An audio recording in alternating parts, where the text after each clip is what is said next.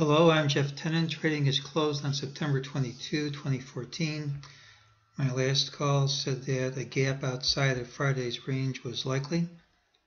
We got that. I said it would most likely be a gap down, which we got. We had a mejt target of 2007.25, which printed. We had an old target from last week of 1998.24, which printed. We're still waiting for this 1987.05 target. It doesn't have to print anytime soon. As we'll see, I think it has a chance to print tomorrow, and we might get support under it. During the day, the mejt software put a white dot to identify this target because it was within its preferred time frame, and a red dot to identify this target because it was outside of its preferred time frame. The market said ultimately lower prices would print. It gave us this as a target. It said the rally first was a false move. When the target printed, it remained relevant, and when we dropped here, the system said we would see that price again, which we did. There's no new target for tomorrow from the mejt system. That means, much as I dislike doing it, I have to rely on other stuff. Well, this is a pattern which normally goes from high to low during the day, and whenever you don't close at your lows, and in fact close over all these prior lows, it's generally positive unless we gap under those lows. So, what are the chances we're going to have such a gap down? Let me come back to that one. There are a number of things about the 30-minute chart which indicate the drop is not over. One is the highest bar was bar 11 of countdown. Usually when the highest bar is before bar 13, you get bigger drops, and the earlier the number, the bigger the drop. Another signal is gained by looking at the close of number 8. Usually when we take it out within 3 bars of hitting bar 13, you get larger drops.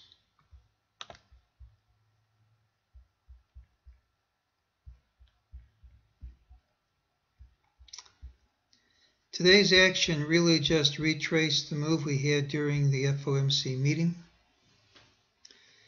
Let's look at this drop from a different perspective.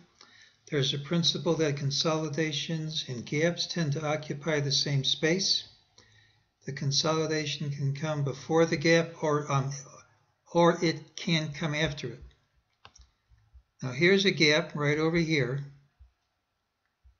Don't do that to me, I'm a nice guy. Here's this gap. Part of the gap was filled by this consolidation, and the rest of the gap was filled by this consolidation. So that gap was all filled. We now have an island reversal that typically leads prices lower, and the only thing stopping it is filling the prior gaps. Here's a gap up to here. This consolidation filled part of it, and this consolidation here filled that part of it.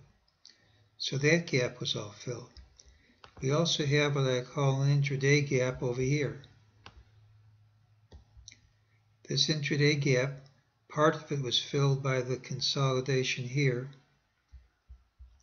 and all that's happened during this afternoon's trade is that we filled the rest of the intraday gap. And I don't think just making obligatory consolidations in areas of prior gaps is enough to signal a reversal in trend. I could be wrong, and we could gap up, but what the market really needs to fulfill my prediction is to gap down under today's lows. I think that's very likely. A word of caution is we don't have to gap down and stop. but I think we could. For one reason, that would give us 5 waves down.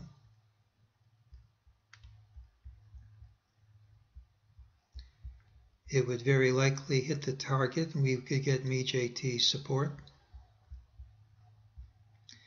It would also very likely take the McClellan oscillator of the NASDAQ under its lower Bollinger Band. And it would very likely take the volatility index over its upper Bollinger Band. So for tomorrow, mejt doesn't have a call. If the drop is to continue, it should be with a gap down under today's low. I think that's very likely. And if so, I think we could hit support and during the day, hopefully at or just under 1987.05. If the call is wrong, we will most likely gap up. And that's today's call.